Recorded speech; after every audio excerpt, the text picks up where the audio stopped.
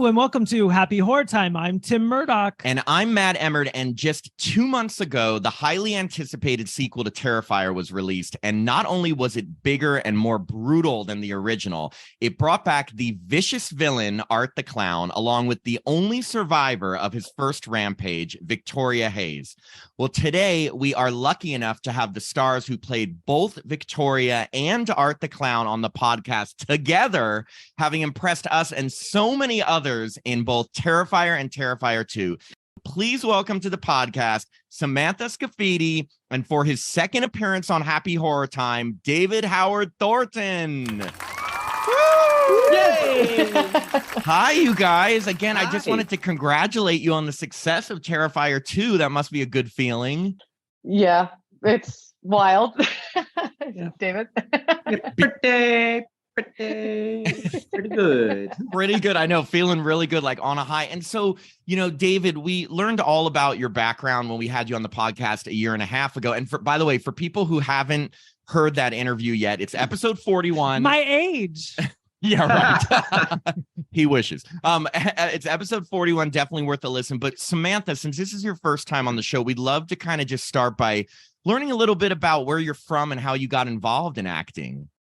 I am from Connecticut, born and raised. I like to tell people that my parents are from the Bronx because I feel like that gives me a little bit more street cred. Basically, I didn't have any family in the business, in film, acting, anything like that, and all a bunch of lawyers, I would say. So very like the My Cousin Vinny of lawyers. My father's a lawyer, my brother's a lawyer, everyone's a lawyer.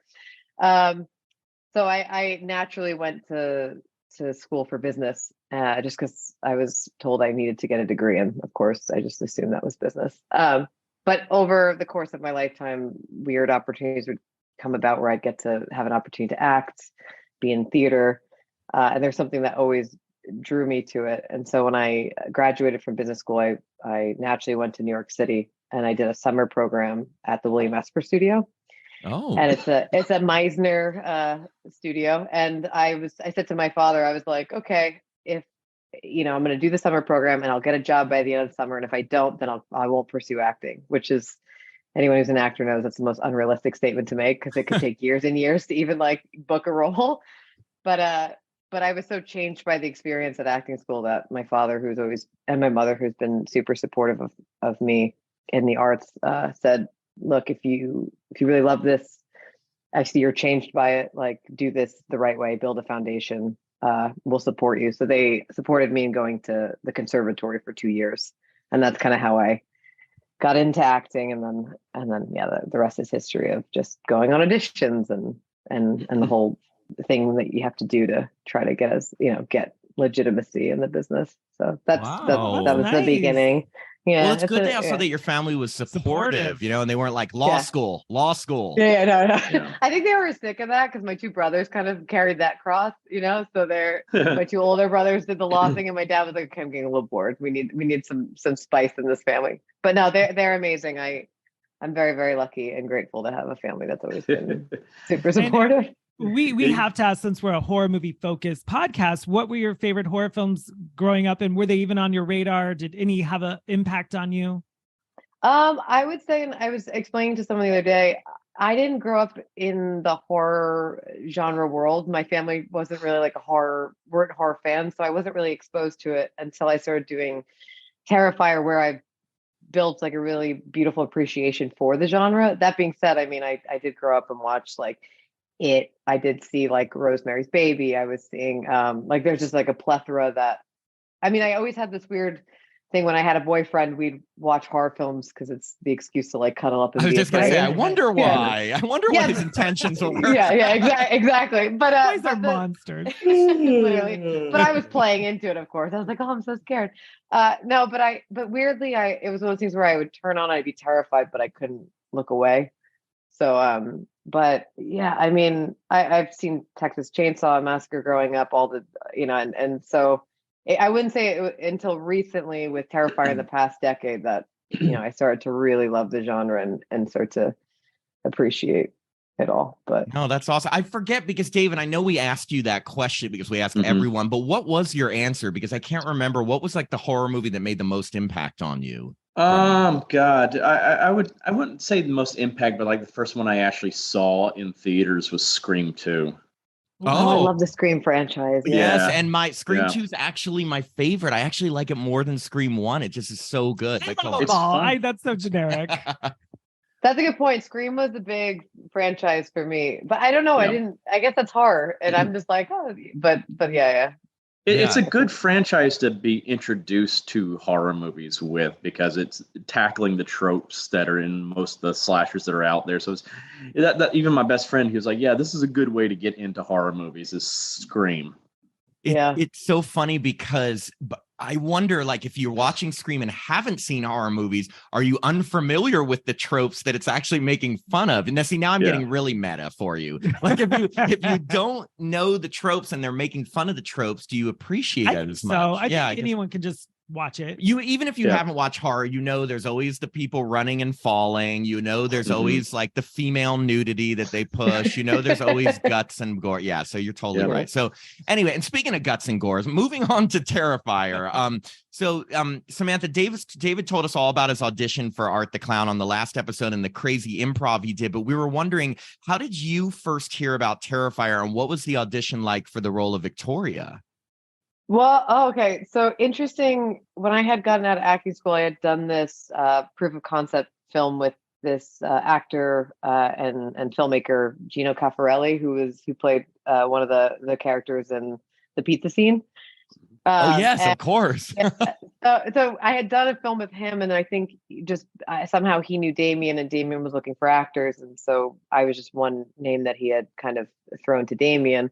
And I think I received an email that was like, "Oh, hey, Gino had recommended you. Do you mind auditioning?" But I think at that time there was two parts that were still yet to be cast, and it was, I think, Catherine's part and then Vicky's, and then Vicky. And I remember when reading it. I mean, obviously, it was like Vicky or Catherine's character being hung upside down and cut open. I was like, oh. Vicky, maybe, because but I also really identified strongly with Vicky just on a personal level, and I thought I could bring that part better to life. So when I auditioned for Vicky, and it was just a self-tape that I had sent in, and then Damien, I think off that first tape, just offered me the part, and then wow. History. It's funny. The next question was going to be, was it true you had to choose between playing Vicky and Dawn? Because of course, we've done our research on you guys, and I heard that, and I was thinking the same thing. It's like, do I get hung upside down naked and sawed in half by David, or do I really fight him at the end? But it's a great role and a great scene, but I can see that there may have been some trepidations about doing well, listen, to Catherine's, if I would have auditioned for that, I don't even know if I would have gotten that part, type of, like, because I was saying Catherine's part to me is so difficult because her comedy in that and also just the naturalism. Like I didn't even audition for, I didn't actually go through an audition for that particular character. I think it was kind of like, which one do you identify more with? And I was like, Vicky. So we went that direction. Yeah. Like I said, I think Catherine I would have probably had no part if I would have tried to audition for she that. is hilarious in it with the taking pictures on David's lap. She's brilliant. She's absolutely brilliant. Yeah. When you first opened the script, what was your initial reaction to like the gore scenes, or what do you think? I feel like I've gotten in trouble for this. I said once in an interview, and it became a weird headline, that it was like really grotesque, and I was horrified to the degree that I remember. It's because at that time, like I said, wasn't really introduced to horror and really understand the genre aspect of it. So I remember being like, I don't know if I can get behind the violence, because even at that time I was like a very serious actress, like, drama and like all that, So when I read it, I was like, could I do violence for violence sake? Like that was a whole question that I had in my head. I didn't know Damien. I didn't understand what was going on. And then I met Damien, and I was like, oh, okay, yeah, I can get behind this. But initially I was like, literally had this like thing gripping at my stomach. I was so like turned off to a certain degree. I get it. I don't know Damien, but I feel like the word grotesque to describe Terrifier wouldn't upset him. You know what I mean? Like, I feel like that almost like he embraces that kind of violence. Again, I don't know him, but it's like, you know, you can't make Terrifier without knowing that people are going to see like the brutality of it. But that also is why it's become so popular too, you know? So no, he would love it. He would absolutely love it. If anything, he's like, okay, good. So can I go further, or is it too, you know, so you get it then. Totally. So now, David, if I remember correctly, you told us that Samantha's first day on set for Terrifier was the day that you had to wear the fake boobs and the prosthetic vajayjay from the cat lady who are murders. So I wondered, can you tell us about that day and what it was like first meeting Samantha? First of all, that really wasn't her first day. She had come in like a day before to do the scene where she just, I think she's trying to find her sister, and she's going around the cars and stuff like that. And we had briefly met, I think, but I was in such a rush to get out of makeup and everything. I was like, hi. I was like, but yeah, our first real, I consider that our first real sit down meeting and stuff like that was, I'm wearing all of that. And I'm like, hi, I'm David, and these are my boobs. Welcome to Terrifier. And Samantha, what was your first impression or meeting David like this in this state? Well, it was funny because it was very cold. Yes. It was like a winter. It was like we were in this warehouse, and I remember like you're meeting everyone, and Dave, I don't remember if you were like, if you had just done a part of the scene or you were going to do part of the scene, but basically you were like under a blanket and like basically naked underneath a blanket. Yeah. I was waiting. Yeah, you're waiting to shoot. But I remember you're like, it was hilarious. It was ridiculous, but it was also good fun. But I think it was like a good icebreaker. Absolutely. I know. You're like, are you feeling vulnerable right now? He's like, just so you know, it's really cold right now. And I'm like, I'm not looking. We're good. That's amazing. David, you share a lot of intense fighting scenes with Samantha in the first Terrifier, where you're either trying to suffocate her with cellophane or like lacerating her with the makeshift whip. And I'm just wondering, like in general, how do you go about kind of doing potentially dangerous scenes like that with a co-star? Like, do you both choreograph it beforehand or talk out every move? How do you do that? We definitely didn't choreograph it. I knew you were going. Yeah, it's just like we talked through it though, and my thing was like, is she gonna be okay? Is she gonna? I was concerned about her safety the whole entire time, and the whole thing with especially first of all with the flail. I felt so bad for her because she was really getting hit by and it was rubber, but that stuff stings like a motherfucker. It's just like, which I discovered during Terrifier 2 when Lauren took the whip to me, and one take she hit my lips, and I was like, "Ooh, she got me." It's like, ooh. Then I'm like, "Oh my god, I feel sorry for everybody I have hit with this thing." Wow, that stings. And she totally took it, and I'm like apologizing. She's like, no, it gives me something to work with. And I'm like, okay, you're into that, huh? Are you talking about me or are you talking about Lauren? You. Oh yeah, okay, then I can answer that. But when it came to the cellophane, I was like, I'm just gonna hold that and let her basically push her face into it. So she was more in control of all of that. And we had a whole system, like if she was really having a hard time breathing, she was just gonna rapidly tap my hand, tap out. So I knew to just let go and stuff like that. Yeah, but do you remember we only had 2 tries with that? Yeah, because it kept breaking. Well, no, but there was, I think we only had 2 like actual wraps. Yeah. So Damien, it got smaller and smaller. Yeah. So Damien said if I remember it, he was like, okay, so we like walked through it and we kind of like auditioned it a bit and not going full speed. And of course, like all of us, I feel like on the shoot are like, fuck it, let's do it. Like we're not really thinking about the repercussions of like what could happen. But I'm like, yeah, it'll be fine. We'll get it. And Damien's like, well, we only have like 2.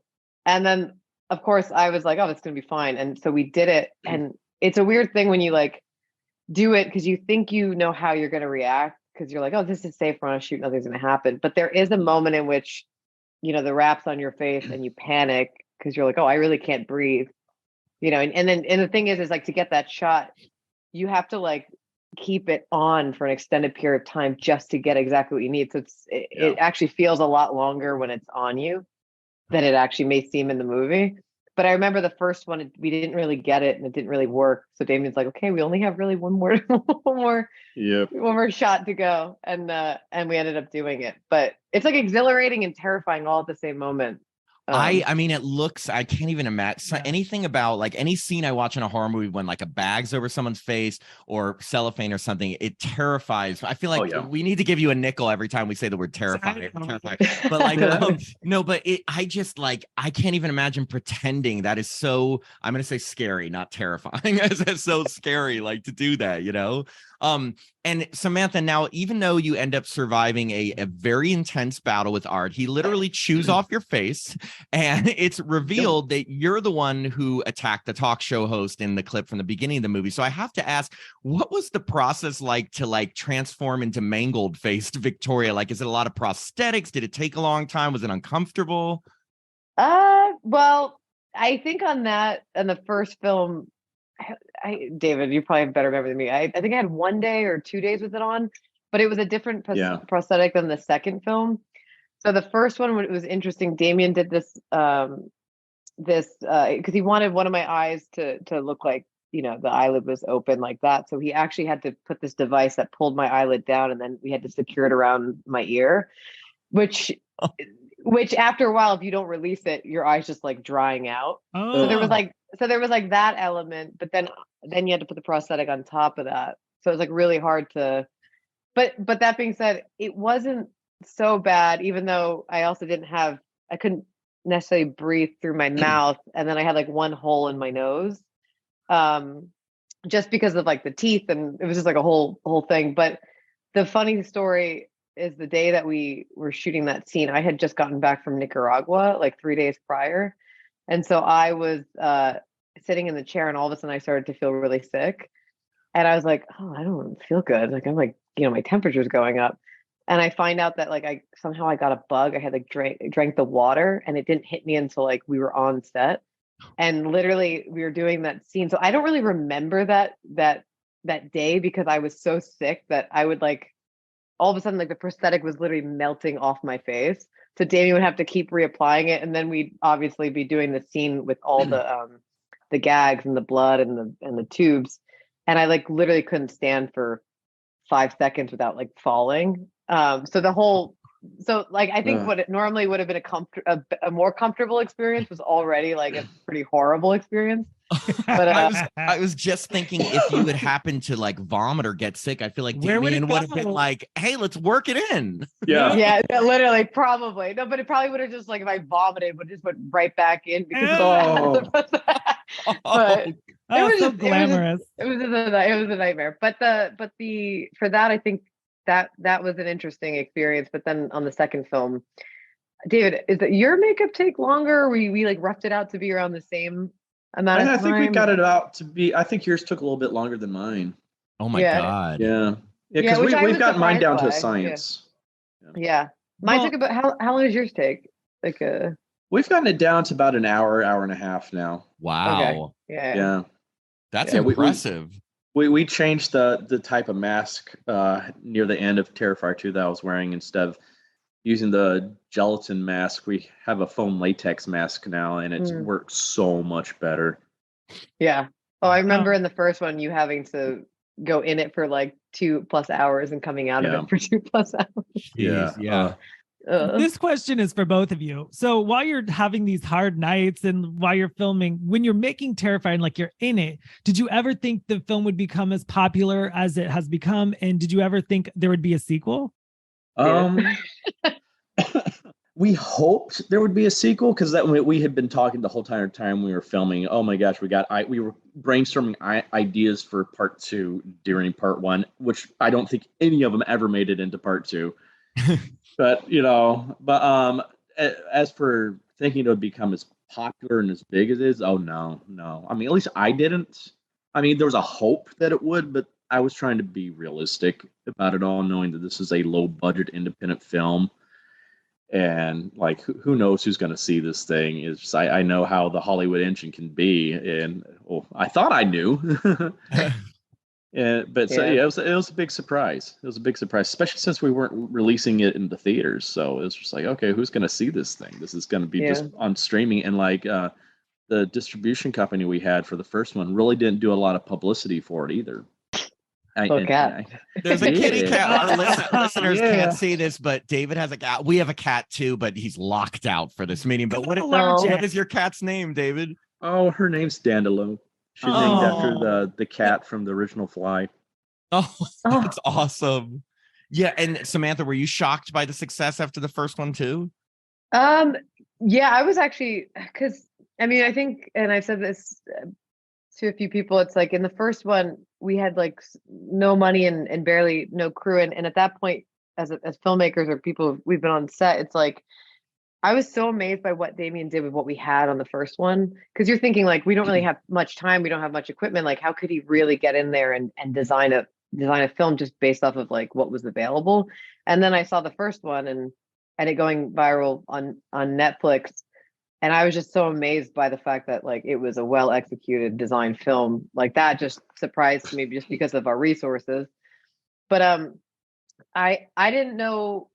I think the other discussion of the second film, but again, like I'm still processing the fact that it's gotten as big, because I don't think it could get any bigger than it has.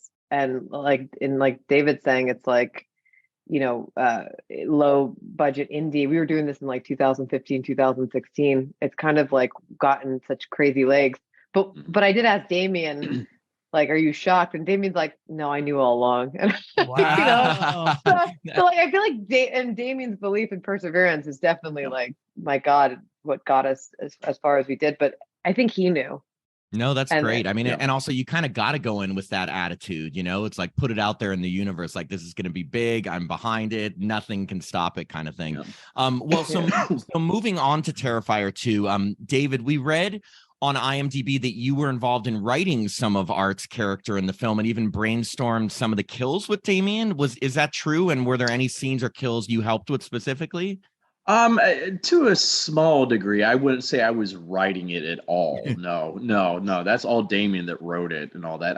We did brainstorm ideas together though. Like he would message me, it's like, hey, I got an idea for a kill. What do you think of this? Or I would do the same thing to him, and we just go back and forth with like especially like the alley kill. I can't remember which one of us we're talking about, with the salt, bringing the salt into it. But it's like, at first it was supposed to be just bleach or like dish cleaner on it. I was like, I think maybe it was me. I don't know. I can't remember now, but I was like, I brought up the whole thing, like what about just putting salt in the wound? Like the old, saying, rubbing salt in the wound. I'm like, that would be a great idea. Oh my God, that's horrible. Let's do it. So that's the kind of stuff we would do. We would just spitball ideas back and forth. And the theater we were at, three people got up and left during that scene.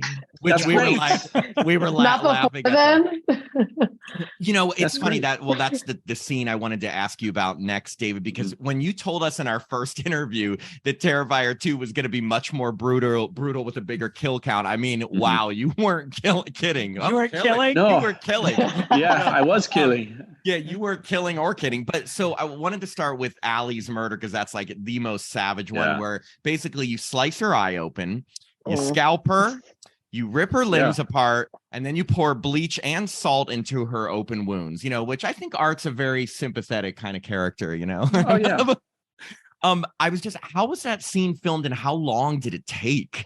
Oh my gosh. Well, see, that's the thing. It's like, that's what you saw on screen is not what originally was written for the kill either. It was a lot tamer than that. It's because Damien, this is all Damien there. That's, all this stuff, that's all Damien's ideas. It was just like, yeah, he's, God, like I said, like I think I would just, like, going back to the whole thing and like him writing and stuff like that, I would just give him ideas and he would just embellish on them from time to time if he liked the idea. But it's like, he's got an amazing brain. I'm like, he already has all these ideas for part 3. And I'm not even going to bother telling him what my ideas are really, except for maybe 1 or 2. And I'm just like, you just go, because I'm like, his brain goes to crazy places for these kill scenes. And I've gotten where I just like, I just let the master do his work because he's great. But like,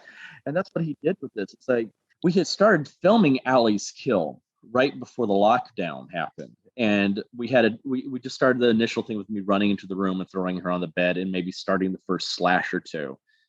And then COVID happened, and Damien had to take time anyway to build all the prosthetics for it. Well, COVID happened. He's like, well, shoot, we got all these months now that we don't know how long until we can come back and film. I don't want to waste time.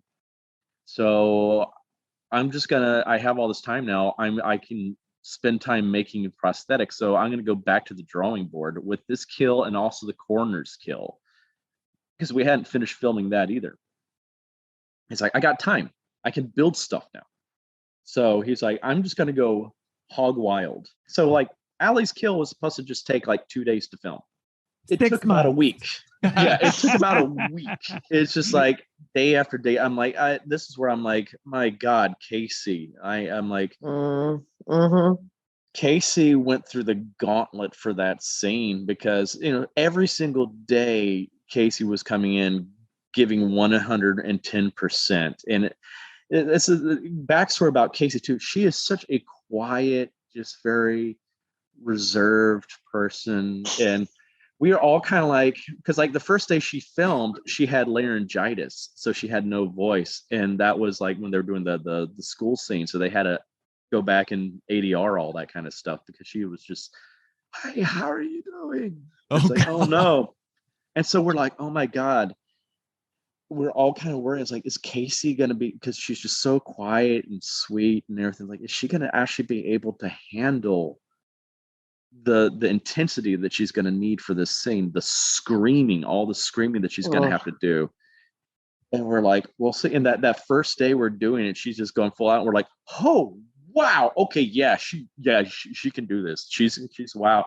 And she was like that every single day. And she was having fun. She wasn't complaining or anything. Like, it was so cold in there. We were in the middle of a snowstorm upstate New York.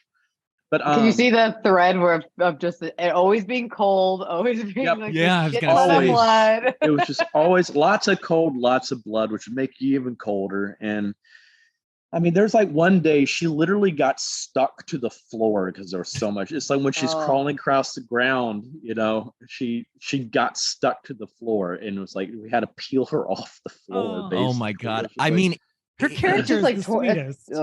It's so sweet, but that murder was, I think because I remember when we were watching the movie, I was like, now I see it is taken up to because there was nothing in the first Terrifier like that. And when I saw the first Terrifier, I thought it was pretty brutal. But like when Allie's scene came on, and when you get to rubbing salt in open wounds, that is brutal. Yeah. It's like, so much of that was not in the original. I need to go back and read what he originally wrote for that kill scene, because I know like the breaking of the arm and tearing the arm off was not in it. It's like the whole thing with the wishboning the hand. I was like, I didn't even know that was going to happen until he showed me this thing. I'm like, I'm going to do what? But by the way, for listeners, because you can't see this, but Samantha's faces were describing these I'm dead. I can't. I would say grotesque, Samantha. Yeah. Yeah. I was even going ugh during some of this, because he put two things into that kill that actually skeeve me out when I watch movies, because they're things I've experienced myself in a way. So I'm very empathetic when I see that stuff happening. And it's anything to do with an eye. And anything to do with a broken bone. And he had me doing both. And I'm like, oh, you did this to me on purpose, didn't you? Oh my God. No, it's true. I'm eyes, anything with eyes, I cringe at. For broken bones, I'm totally cool. I saw the movie, obviously, but I do remember watching it like this, like with my hand, like, But that equals successful for this. Now, Samantha, we'll get to your memorable return in a bit, but before we discuss that gory scene, when did you first find out that Damien wanted you back in the sequel? And were you wondering like if you were going to be like a full-fledged killer in this one, or what was going to happen? It's so weird. I have a horrible memory, first of all, so I'm just going to put that out there. But I think Damien had, on like the first one, had discussed the potential, but I really didn't know until he really made plans where he started writing the second one. And I didn't know in what capacity. That's one thing. Damien would kind of like, say, "Oh, second one, Vicky's going to come back," but I never knew in what way. And then I think when he was gearing up to get financing, he had sent me the script, and I knew it was going to be in like a kind of short capacity because it wasn't really a part of the story for the second one, but that it was something that he was building towards later. Did not know. I knew to some degree she was descending into madness, so I knew that there was going to be some way in which she was causing havoc, but not to the degree of now where this character is going, which honestly is what is most exciting to me, to be honest with you. Yeah. It's like I'm actually really excited that it is going in this direction. And it actually changed too.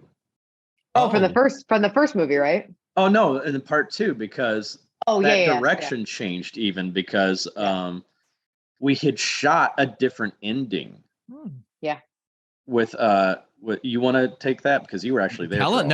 These are things we love here. What was the original ending? Well, it's funny because it kind of did the same thing the first film did. So when we shot the first film, David, if you remember this, that wasn't the ending. He actually changed the ending where my character survived and then was the original person from the original interview. So that changed. And then this one, the ending was supposed to be where Chris Jericho's character had come in, and I was like, losing it and throwing food and like attacking them, and still I was lost my mind. So there is that tie to even the music and me, having that song going on in my head. But what happened was, and maybe David could explain this better, is that the film had come out that had a very similar ending where basically Art's head was growing out of the side of my head. So it was one of those things where we had done this scene where that was what was happening. He's growing outside of me, and then that movie came out, and Damien's like, "I've got to go back to the drawing board. I've got to figure out how we're gonna." And that kind of got put on the back burner while he was still finishing the film, and we didn't know, like, is she gonna make it in the second one? Because we've already teased that she will be, but maybe she's just gonna be, from like the TV footage, or maybe there's a way where we'll bring her in the third and we just won't have that last scene. So there was like a kind of in limbo moment where we didn't know if Vicky was actually gonna end the movie or end that in that scene. And then Damien came up with the scene he came up with. What do you remember what movie had I think it's Malignant, right? Oh, it was Malignant. Yes. Because I had seen the footage that they had already filmed of like the head, because I had to go in there, and we had just done that last summer. We had done the matchwork for my face to be superimposed over what they had built into the back of her head. And so I had seen the original footage of like, what they had filmed with her pulling her hair back, and you see Art's head right there. And so, I mean, it looked almost shot to what was in Malignant. For that part. It was wild. It was wild. Yeah. It was like, wow, what a coincidence. I'm like, how did this happen? I wish they would release that footage, because it was a wild scene. We had a lot of fun shooting, and I didn't tell Chris Jericho this, but I grew up watching WWF, well, now WWE. Yeah. All of a sudden, there was one moment where Chris Jericho literally put me in a chokehold, and I was like, yes. That's because I was yes. Okay, so I'm gonna hold on that because we have questions about that exact scene. I want to add one little bit more to that though. Please, like that did the change of that scene to what we have now actually changed kind of the direction we're going to go with Victoria going forward too. Because basically, with Art's head growing out of the back of her head, we're probably going to have to kill her off. And Damien and I both like, I don't want to kill off Victoria. It's just like, no problem with Dolly. Because we're like, there's no problem with Dolly. It's because it's like I know Damien especially feels like, he wasn't able to really flesh out Victoria's character. What is Victoria's secret? That's what it is. But we'll find out. He wasn't able to like flesh out Victoria as much as he wanted to in the first film. and we both really loved working with Samantha so much. And like, God, we want to work more with her. And now with this new idea, it's like, oh, we can do a lot more with Victoria going forward now. And it was like, this was like a happy accident for us. It's like, yeah, this is one of those things at first we're like, ah, shit, Malignant. Then we're like, oh, thank God, Malignant. Because Yeah. it gave us a better trajectory for part 3. Oh, that's awesome. Okay, so we will definitely get to that, but I do want to go back to a couple of the kill crazy scenes in Terrifier 2 and ask you, David, about that. So one of them is the Clown Cafe massacre scene. And by the way, this one, it's just nuts. And I couldn't get that song out of my head for like hours after. Food's a little funny. Anyway, I was wondering, though, the first thing I did want to ask, though, David, did you or Damien ever at the beginning have any like trepidations about doing that scene since it involves a mass shooting, or was it just like no limits from day one on set? That's a very good question, because there was a discussion. We really discussed that a lot, but because originally it was supposed to be little kids instead of adults dressed as kids. And we're like, yeah, we don't need to actually shoot a bunch of kids. That's a little bit too on the nose. And it's just, but we did discuss, the whole shooting. Was like, no, let's keep that in there because it's also social commentary in a way. Because but we took a cartoonish approach to it with the Tommy gun instead of just like an AK-47 or AR-15 or whatever, But it's like, this is our little bit of social commentary, because that's the thing, horror movies has always been like a reflection of the times. Yeah, and that's a very real thing that goes on here, especially in the United States. Is a few weeks ago we had a mass shooting every single day. Yeah, and it's just like nuts. So it's us in a way making a commentary on that, because especially with kids now, that is a real fear they have. So it makes sense that a teenager would have a dream of some kind of shooting like that. Yeah. So it's like, yeah, let's go ahead and comment on it. Why not?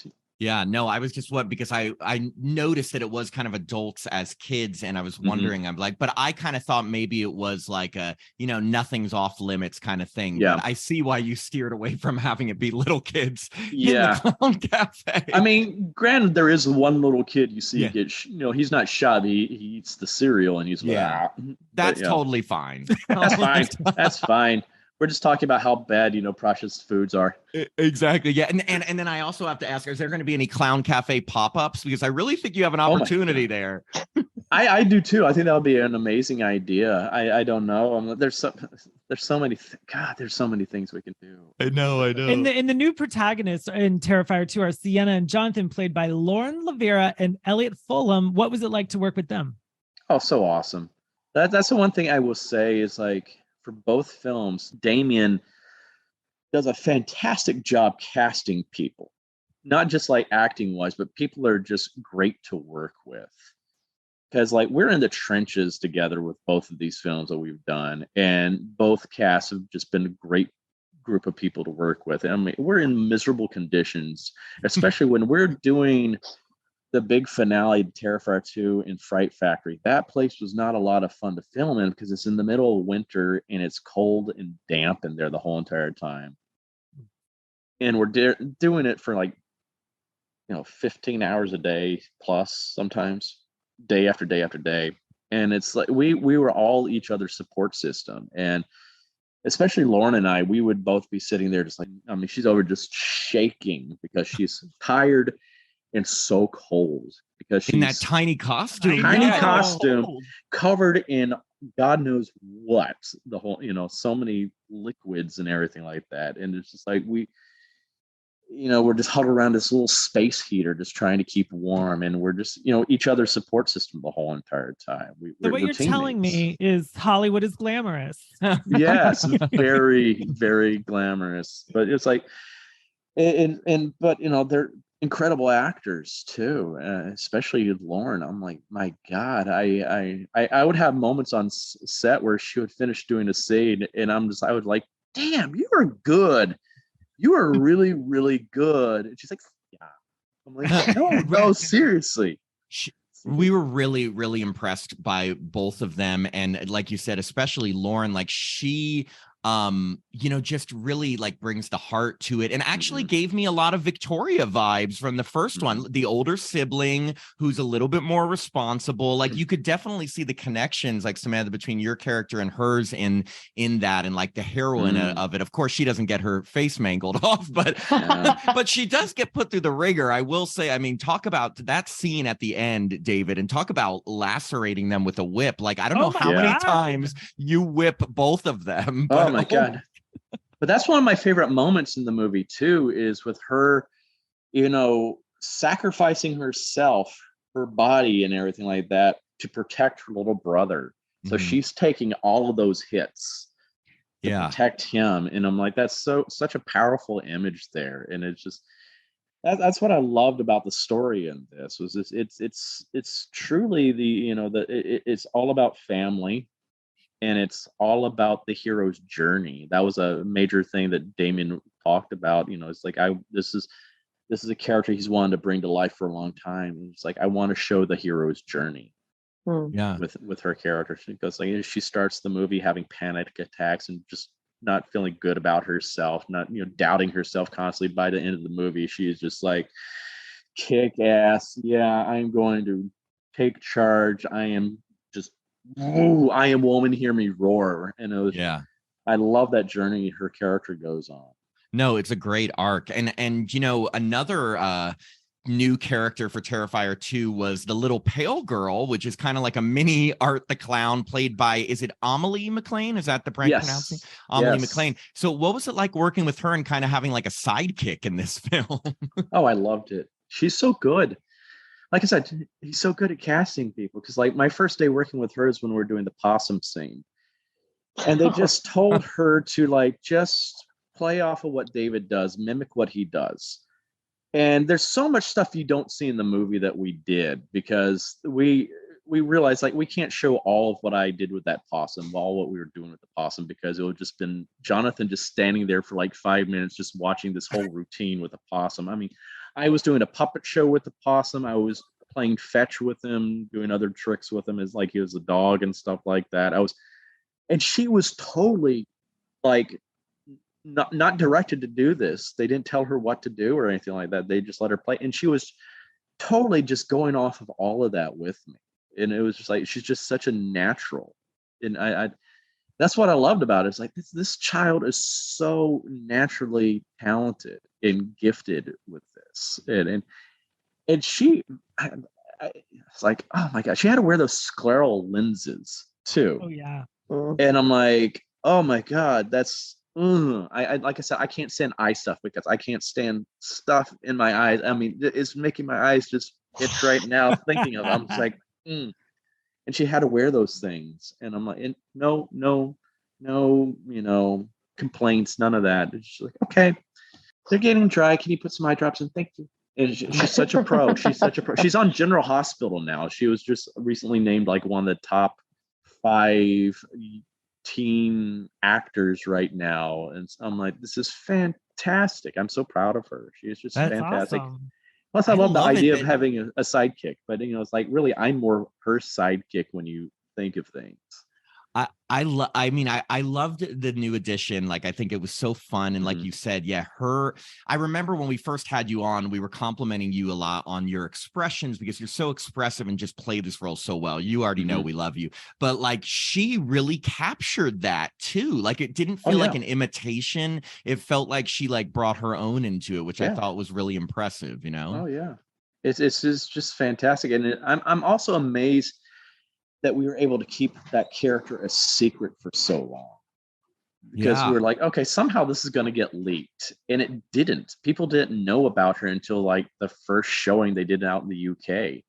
Oh wow. And I was like, wow, this is amazing that this is not leaked at all. And that I wish I could have been there for that audience's first reaction to her, because no one knew about her. And so the scene in the laundromat, I imagine there was a lot of like, what the fuck?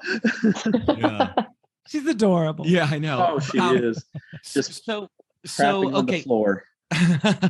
So at the end of the film, and we're a spoiler-filled podcast, so if you're listening to this, you've seen this. So sorry about it, but Sienna finally decapitates Art, and you think that's the end of it. But then, as we're talking, the credits are rolling, and bam, it cuts to the mental institution that Victoria's at after maiming the talk show host.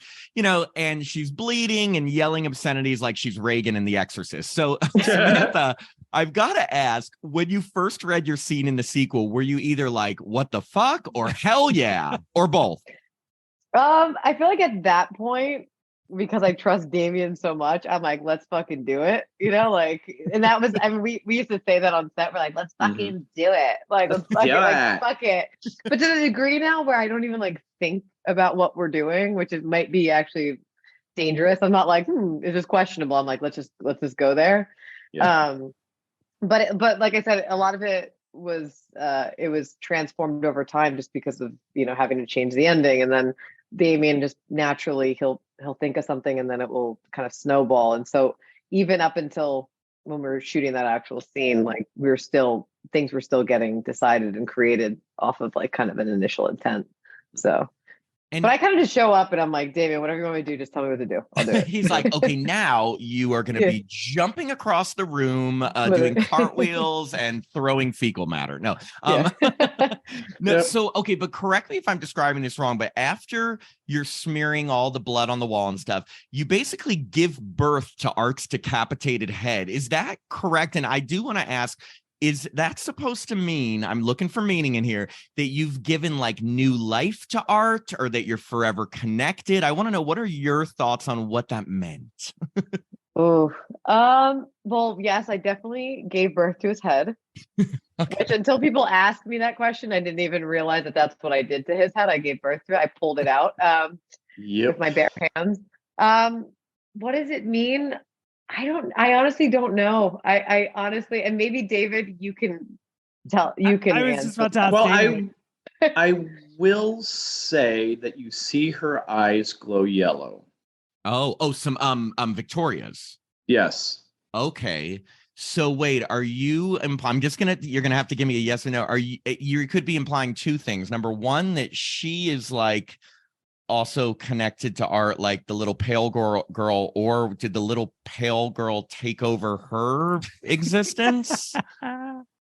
You'll see. Oh, you're not gonna okay. So because I feel like I know the answer to this, but I know Damien's already planning a Terrifier 3, but I have to ask, if so, will both Art and Victoria be back again? Yes.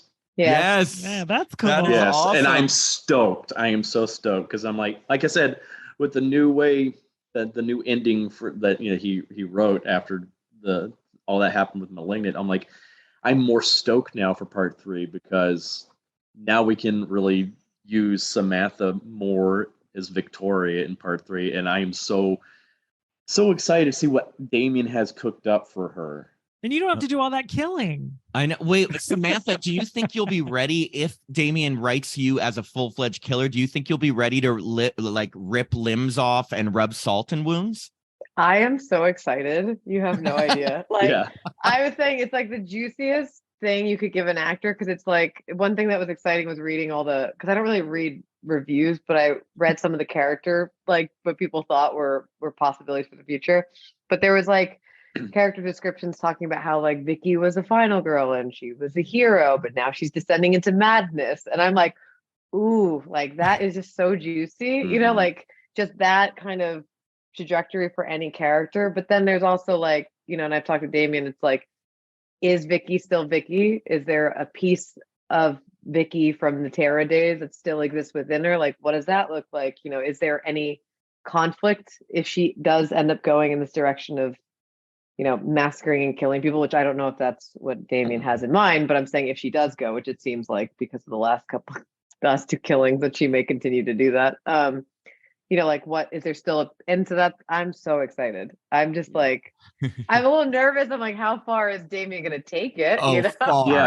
Far. Yeah. Especially after the second one. But I'm also really excited by that because it's, I mean, I feel like with Damien and with David, there's like no limit. And so, I said, we're just going to have fun. I already know. Cause I'm like, like when we were doing part one together, she and I just had so much fun, especially in between shots. We were just goofing around all the time and stuff like that. I'm like, I am so freaking stoked to actually be able to do stuff like that again with her. It's just like, Wait, you mean like when you were eating my face and you were over me, and how many takes did it take for me not to laugh during that scene just to get it? Steven's like, guys, we gotta get out of here. And then David's like hovering over me, breathing on me, and I'm just like blood coming out of my mouth, and I just can't stop laughing because I start doing some silly voice. I'm like, oh yeah, you're delicious. You did.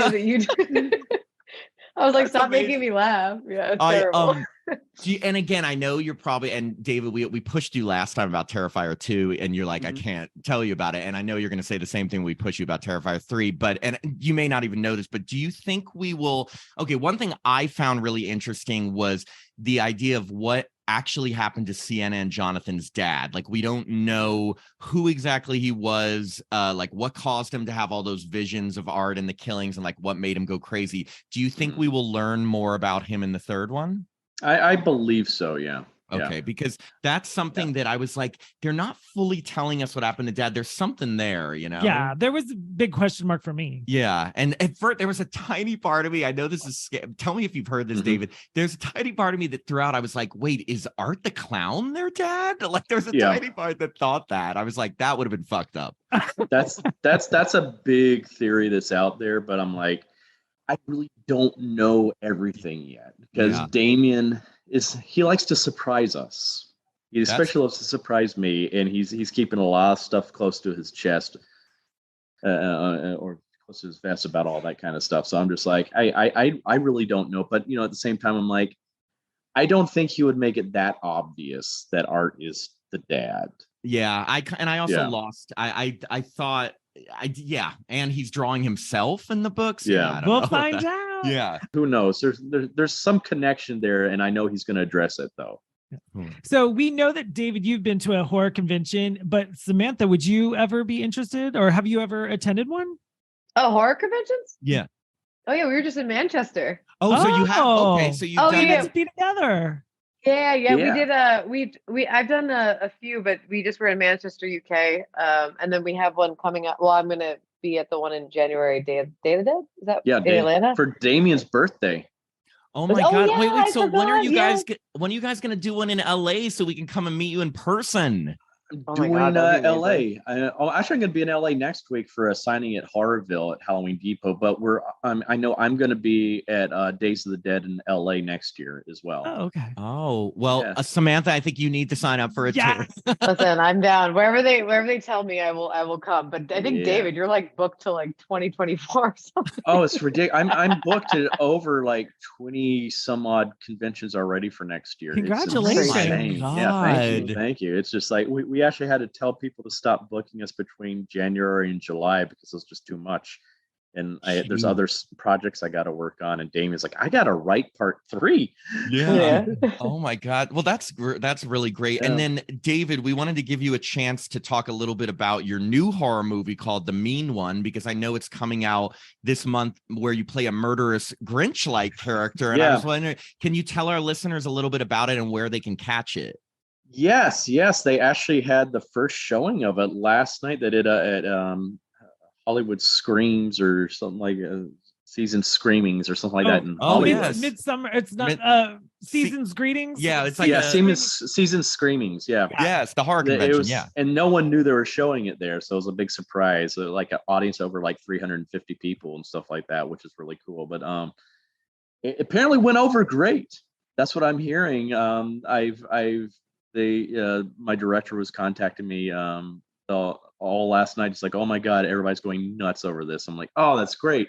It's basically had the same experience we had with Terrifier 2, where, at first we didn't think we were going to be shown in theaters. We're just going to release it on streaming. And I think Cinedigm took on Mean One as well. Like they took on Us, and they put it in, like, started off as like an iconic event in 500 theaters and Regal theaters, and now it's looking like it's going to go to a lot more theaters because the demand's already there. People want to see this movie. Wow, you got that magic touch. Yeah. Well, I think it just sells itself because it's a parody of the classic story. And it's, it just sells itself. People want to see that character brought into a horror movie. Yeah. I mean, he's scary anyway. Yeah. It seems so like no-brainer. It seems so obvious. Why has this not been done before? And it's and I know why it hasn't been done before, because everybody's been afraid to go against the Seuss estate. Oh yeah, but we've made it into a parody. It's fair use doctrine, so you can get away with that. Is we don't call him the G word in it at all. We call him the mean one. We it's an ongoing joke where someone almost says the G word and something cuts them off or so. So that's funny. This movie is not like I don't want people to think it's like Terrifier 2. It is not. It is pure camp and silliness. It's more like Gremlins or Krampus or something like that. Yeah, where it's just silly. It's I like wish we Matt know was exactly more what we silly. are. I'm way too serious for Tim. Yeah, exactly. Like, why no, so that's serious? good. It's good that you say that, because I could see a lot of people being like, "Oh, David Howard Thornton's in it. Oh my God, it's going to be a massacre." But I mean, it's a different tone. I mean, there is a massacre in the movie, but it's not like a Terrifier 2 level massacre where it's blood and guts everywhere. It's more just you're laughing your butt off at this moment in the film. I wish I could say more, but God. It was a day where I got to be with a bunch of stunt actors, and our stunt coordinator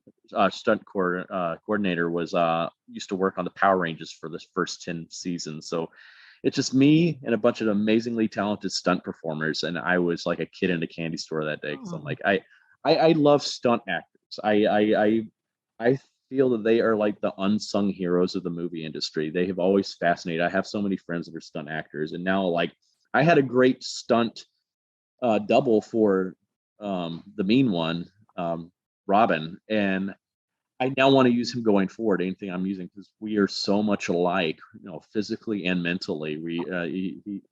I believe he's from Sweden, and he's hysterical. And he has the same instincts I have too, because I was only there for 3 days filming, and then I had to come back to New York. So there were other scenes that I was supposed to be in, but you just didn't see the mean one's face. So he would be my body double for all those scenes. And everybody's like, "Oh, he's doing you proud. He's doing you proud." And we were constantly in contact, because he's like, how would you approach this? How would you approach this? What would you do here? What would you do here? He did a great job. I'm so proud of him. So it's like, I want to give him especially as much recognition as possible, because it wasn't all just me. He did some amazing fight choreography in there that made me look like a freaking badass. And even when he wasn't doing the stunts, he was on the side as my cheerleader, helping me out, just kind of giving me tips and stuff like that for the stunts I was doing. Oh, that's awesome. But yeah, he's great. And that's the thing, is like, I feel like, stunt actors, because they are actors. I don't like just calling them stunt performers. They are stunt actors, and I believe they deserve as much recognition as the rest of us. I mean, we had some great stunt actors in Terrifier 2, like Jenna Helmuth, who was both the double for Sienna when she falls through the ceiling, and also she was Leah's double for when she got set on fire. I was like, I literally set a person on fire. That was not CG. I literally took a flamethrower and whoosh whoosh, boof, she goes up in flames in front of me. I'm like, that was God. Holy crap. It's like when you see me dance, and then that was all real, and they're like, "Okay, go away," and I'm like, "Okay." Well, they had to cover up and everything. Well, food's a little funny at the Clown Cafe. Yeah. That's amazing. No, that's totally true. And they're so talented, and they take risks that like I can't even imagine people, like everyday people, taking. So you're right. They deserve credit. Our Cindy in Mean One, she is a stunt actress as well. So I mean, she did her own stunts.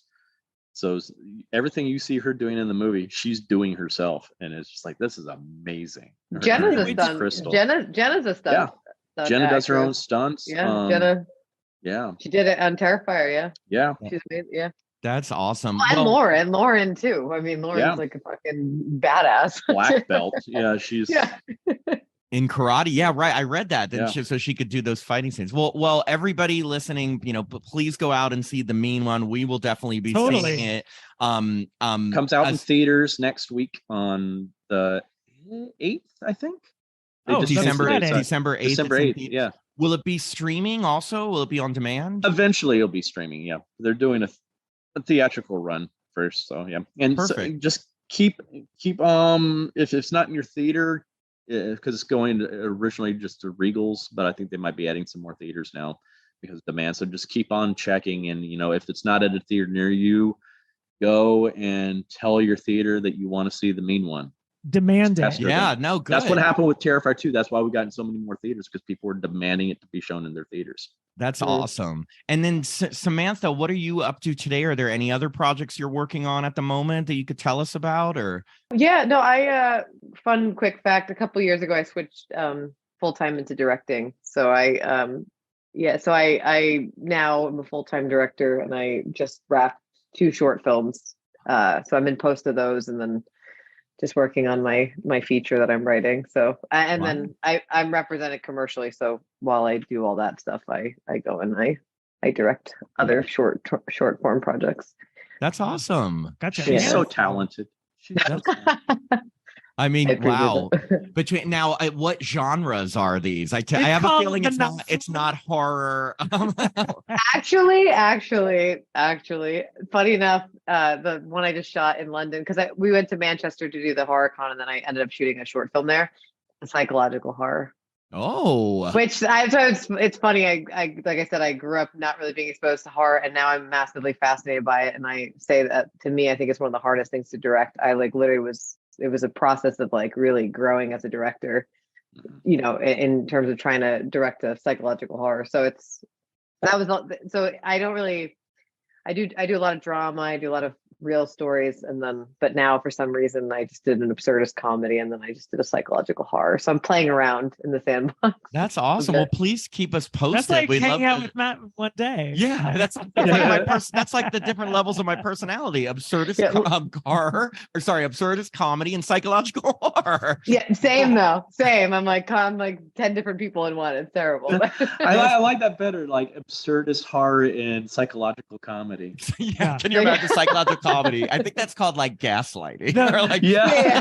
Oh my God. Okay, well, we have one last question for both of you, and we actually asked David this in the first interview, but we're going to ask you to answer it again with something different if you can think about this. But and we'll give you a second. What is one thing you both can tell us about your experience working on either Terrifier or Terrifier 2 that you've never told any other interviewer, publication, or podcaster? And I think, so anything that about your experience working on either the Terrifiers that you've never told any other interviewer, convention, publication. It doesn't have to be some big juicy gossip thing. It can just be a small thing. Just be like, I cut my finger one day. Yeah, but I mean, or any little thing that you've never told in an interview about your experience working on either film. I got mine. David has something. Oh, David's got one. Okay, yeah. David has and I'm like, please help. Yeah, I don't know. It's when I was doing the laundromat scene. We did that all in one take with my butt showing and everything like that. And we had cars honking because people were going to work that morning, and it made me jump when the cars honked. And when I jumped, my cock sock fell off. And I was like, "Oh no! No one look!" So you gave the guy in the laundromat a show, I take it, because he was the one in there.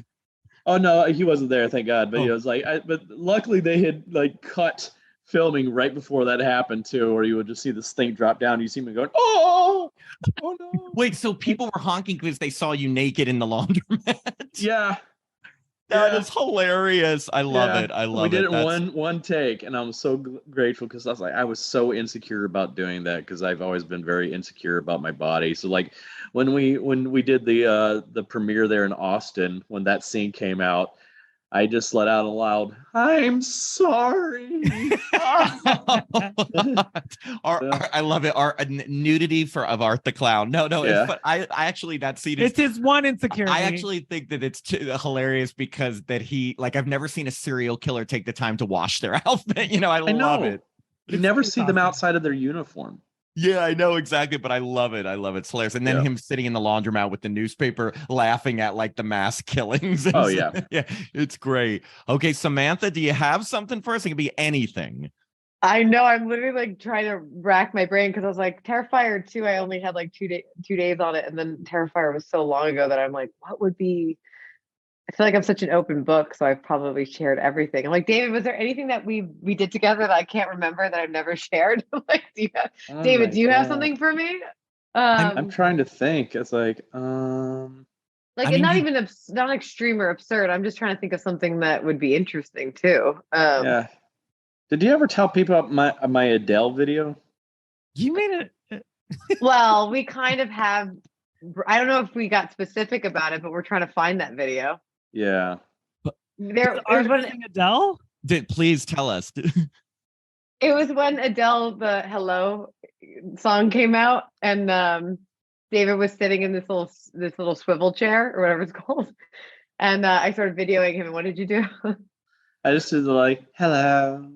And because she would say hello, No, I would just but then you respond to would her. I was spin. responding to her. Yeah. And she's like, hello. And I'm like, hello. And I just spin Wait, back were you- around. And she's like, it's me. And I was like, it's me, bitch. I was just doing. Wait, were I you was- dressed as art at the time? Yeah. Of Yeah. course.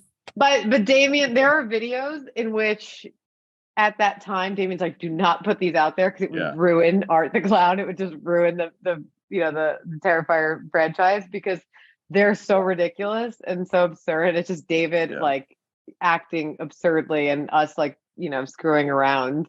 We love did it. so much of this. We were filming so many of these silly little videos together in all of our downtime because we were Especially giddy. yeah. This has Yeah, to be we a were so blooper giddy. reel on like a DVD or Blu-ray. No, well, wait, Yeah. Samantha, I can ask you about how many times did you have to scream the C word over and over in your scene in Terrifier 2? Like, did they have you do take after take after take? Well, so, literally. No, the funny thing is Damon was like, oh, Victoria, she's just got to be the most grotesque, like sounding, like she's just got to be the most offensive, like, character that's ever been written. And funny enough that actually when the woman's walking down the hallway and she hears the cursing, that's actually dialogue that was from the scene that we ended up nixing. Oh, So that's not even sound from that day, but oh my God, I mean, Damien's kind of give me carte blanche to like kind of say whatever comes to mind. oh my God, I would love that. I would go nuts on that. Tim knows. I would be. Cussing, That would be tough on cussing me. for me, that would be like the best job in the world. Hey, here today we're gonna need you to just scream as many obscenities as possible. Oh, I'm like, it's like shadow work for me. I'm like, there's something I'm suppressing somewhere that needs to come out. So let me just exercise it in the character of Vicky for sure. Like, No, well, that's a good fact. I wasn't even yet that those sound effects weren't even you at that day. And also what you told us about the ending, I think is really cool. Just I had no idea. That was the big reveal. Yeah, that the ending was like that. So that well, is and awesome. the Chris Jericho thing of him putting me in a headlock, which I don't know. Well, maybe I've told someone this, but he's the kindest person, one of the kindest people to work with. I like because he's such a big dude, and like I said, I grew up watching him wrestle, so I was like a big fan. And here he's putting me in a headlock, but he's also like, "Are you okay? Is everything okay? Like, are you sure?" And I'm like, "Oh my God, he's just so gentle and so kind and so like I felt super safe doing that scene." But of course, like I said, at one point he had me in a headlock, and I'm like, are you okay? Are you okay? As he's like, I am more than okay. I am phenomenal. That's awesome. It's like, I can't believe this is happening. I was like, please, choke more me, headlocks. please. Yeah. Now, okay, maybe that is something. David had alluded to it earlier where he was like that I enjoyed the pain. And I guess I've never admitted that I have a fascination with seeing how far one can push themselves at a pain level. So there you go. That's not wow. That's true. I'm not going to unpack that for you, Samantha. But please don't. I don't want anyone to know about my shadow. That made me think back to part one with the whole thing with me pulling your hair, because like when you go through and I'm pulling your hair through the door, and I was so like Chris was like, I don't want to hurt her. I don't want to hurt her, and she's like, oh, go ahead, pull it as hard as you want. Terrible. It's like I like it. I was would like, be I reluctant. don't want to act. I want to I want to see my limit and I want to go beyond it. I love this is like a faucet. We ask you for like one little fact, and now it's like everything. Yeah. Yeah. Yeah. Now all of a sudden it's like, I'm BDS, Sam Scaffidi, BDS&M. Like, I know, suddenly that's the headline, BDSM business. Oh, Anyway, God. well, look, we wanted to just sincerely thank both of you for taking the time to chat with us. We're huge fans of you both. I'm sure you know by now when we were contacting you, we were so excited to have you both together, like you two from both movies. We just really were excited to have you on. We know listeners are going to love it. So thank you so much, really, for taking the time. Oh, thank you. Thank you guys. It's such a pleasure. Yes, So of much fun. course. We will definitely be in touch. And we wish you guys nothing but the best. We can't wait for Terrifier 3 and for your next projects. We'll definitely be seeing the mean one. So yes, thank you again. Thank You're you. welcome. Okay, Bye, Y'all take care. take care. Okay, bye. See you later, Samantha. Bye.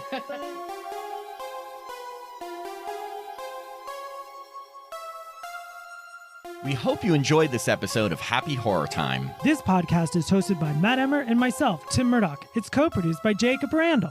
We release episodes every Monday, and each episode is either a review of new horror films or an interview with a horror star or insider. So there's something for everyone. You can listen to the podcast directly from our website, www.happyhorrortime.com, or Apple Podcasts, Spotify, Pandora, or wherever you stream.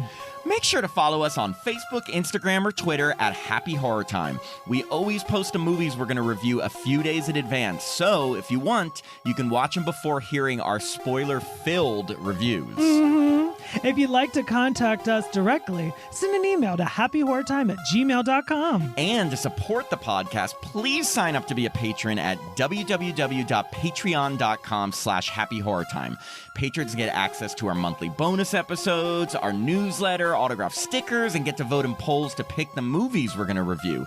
Best of all, if we get to 50 patrons, we're going to start releasing 2 bonus episodes per month versus 1. So tell a friend. Yeah, I'm Tim Murdoch. And I'm Matt Emmert, and we hope you have a happy horror time. time.